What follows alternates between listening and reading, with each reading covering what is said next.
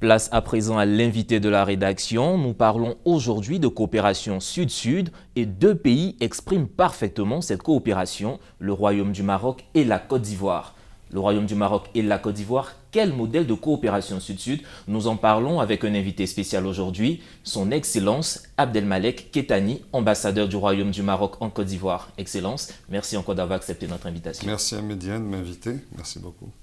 Alors, d'entre deux jeux, vous êtes basé en Côte d'Ivoire depuis déjà 3 ans. Comment est-ce que vous appréciez ce climat? Comment vous avez découvert ce pays? Qu'est-ce que vous retenez de ce pays, la Côte d'Ivoire? C'est 3 ans de bonheur, 3 ans de plaisir en Côte d'Ivoire, avec un pays avec lequel nous avons des relations très anciennes depuis les années 60 et aujourd'hui depuis un certain nombre d'années, depuis 2013-2014.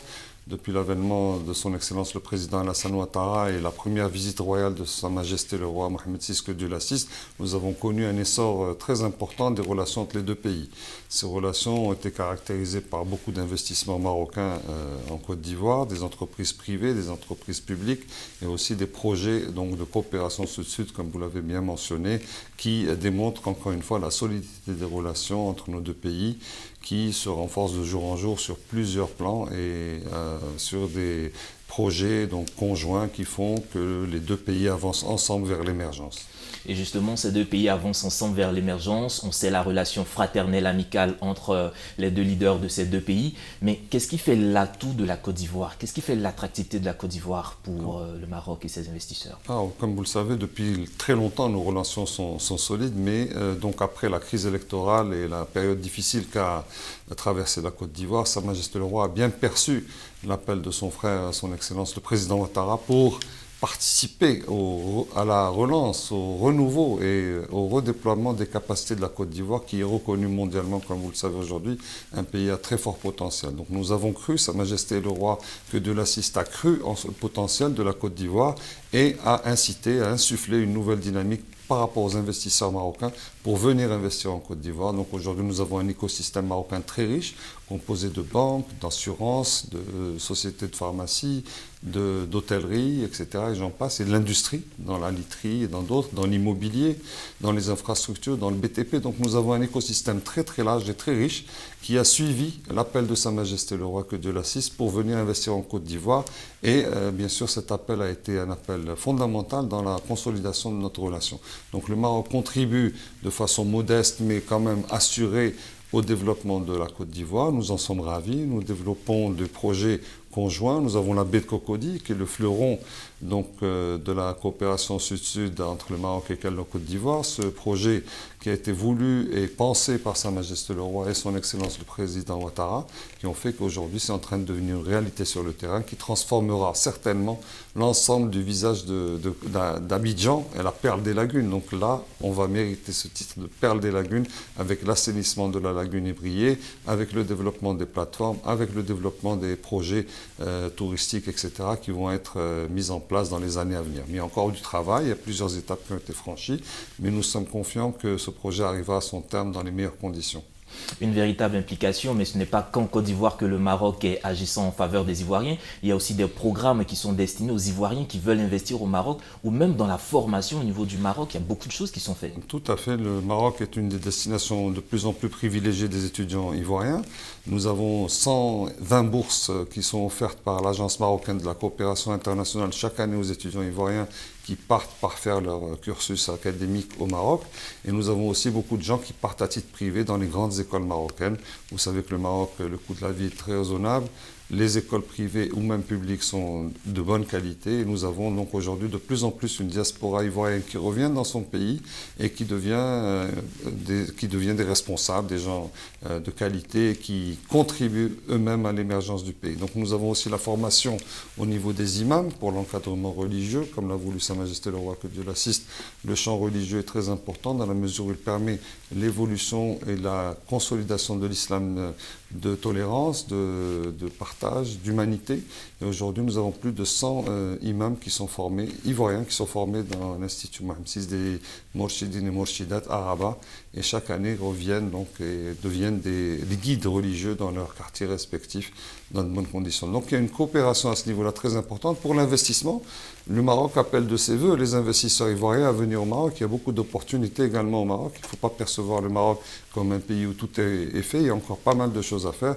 Et je saisis cette occasion pour inviter nos frères ivoiriens investisseurs à venir prospecter au Maroc et nos amis sur le terrain, que ce soit les organismes publics ou privés, pourront les assister dans leur démarche. Et justement, au-delà de ce cadre bilatéral, le Maroc et la Côte d'Ivoire aussi s'unissent, quand même parlent d'une même voix sur le plan diplomatique, sur le plan international. Comment est-ce que vous arrivez à fédérer vraiment vos visions au plan international sur les différents dossiers?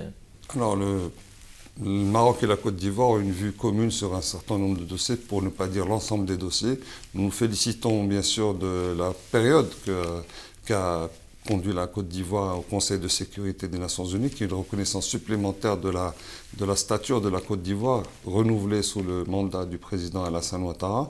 Et aujourd'hui, nous sommes ravis de voir que la Côte d'Ivoire est un partenaire solide, stratégique, à tous les niveaux. Et le Maroc aussi est un pays sur lequel la Côte d'Ivoire peut compter dans le domaine multilatéral diplomatique. Donc nous sommes ensemble, comme on dit en Côte d'Ivoire, nous sommes là pour aller de l'avant ensemble. Et je pense que le stade de développement, le Maroc a connu sous les 20 dernières années un saut qualitatif très important. Mais la Côte d'Ivoire va suivre et nous sommes là pour participer modestement à ce saut qualitatif vers un avenir fait de développement et de prospérité pour tous. De prospérité pour tous. Excellence, la Côte d'Ivoire, on sait aussi, abrite un grand nombre de ressortissants marocains. Vous qui êtes un peu leur porte-parole ici, le représentant, comment est-ce que cette communauté arrive à s'épanouir en Côte d'Ivoire? Alors, il faut dire qu'on a une communauté marocaine dont nous sommes très fiers d'ailleurs ici en Côte d'Ivoire, qui est de plus ou moins 6000 personnes. Mais nous avons des commerçants marocains qui sont établis depuis les années 50, 56, 57. Le premier doyen qui est toujours parmi nous, que Dieu lui accorde longue vie, était là dans les années 50, 60. Et donc il a développé tout un commerce. Et il y a beaucoup d'autres qui sont venus par la suite. Nous avons des jeunes qui sont venus il n'y a pas très longtemps et qui ont bien réussi dans les affaires. Nous avons les hauts cadres des grandes multinationales marocaines, les banques, les assurances, etc., qui sont aujourd'hui des dirigeants ou co-dirigeants, parce que dans toutes les entreprises marocaines, il y a le DG ou le PDG qui est ivoirien, et il y a le Marocain qui gère aussi le cadre marocain de haut niveau qui gère. Donc il y a une co-gestion.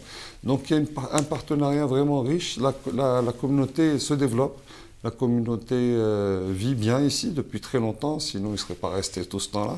C'est un pays attachant, la Côte d'Ivoire. Depuis 3 ans, nous avons connu des belles expériences humaines et nous nous félicitons de cet état de fait et nous espérons que cette relation restera donc de plus en plus forte pour les années à venir. De belles expériences que vous avez déjà connues. Une nouvelle expérience se présente à nous, à vous, avec Medi 1 TV qui lance la caravane du co-développement. Le Royaume du Maroc s'y associe. Comment est-ce que vous percevez cette caravane spécialement dédiée à chaque pays? Le 5 décembre, c'est la journée dédiée à la Côte d'Ivoire. Alors je pense que c'est une initiative qui vient à point nommé parce qu'elle va mettre en avant les réalisations de la Côte d'Ivoire pendant ces dernières années, qui va montrer à la face du monde, à la face de l'Afrique, parce que Medi 1 TV est une chaîne à vocation panafricaine, à l'ensemble de l'Afrique, pour ceux qui ne connaissent pas la Côte d'Ivoire, ce qui a été fait, ce qui reste à faire, le rôle du Maroc qui a été joué dans cette dynamique renouvelée de la Côte d'Ivoire. Et je pense que c'est une initiative qu'il faut saluer et qu'il faut donc encourager dans les semaines à venir. Le 5 décembre, c'est dans pas très longtemps, et je pense que ça va être une belle journée qui permettra vraiment à la Côte d'Ivoire de briller de tous ses feux et de montrer qu'il y a encore un grand potentiel qui va se manifester dans les années à venir dans la paix, la stabilité et la cohésion sociale. Merci encore, Excellence. Est-ce que vous avez un mot de fin? Bonne chance à Medi 1 TV. Nous sommes très heureux de garder les nouvelles, de regarder les nouvelles du pays via le satellite Medi 1 TV ainsi que les autres chaînes. Mais en tout cas, Medi 1 TV a fait un bond en avant très important. Nous en sommes ravis. Donc, merci à vous de m'avoir invité pour cette séance. Merci encore, Excellence. Merci. Vous l'avez compris, c'est ici que se referme cette page de l'invité qui était aujourd'hui consacrée à la coopération Sud-Sud entre le Royaume du Maroc et la Côte d'Ivoire. Et nous recevions pour vous l'ambassadeur du Royaume du Maroc en Côte d'Ivoire, son Excellence, M. Abdelmalek Kettani. Agréable suite au programme sur nos antennes.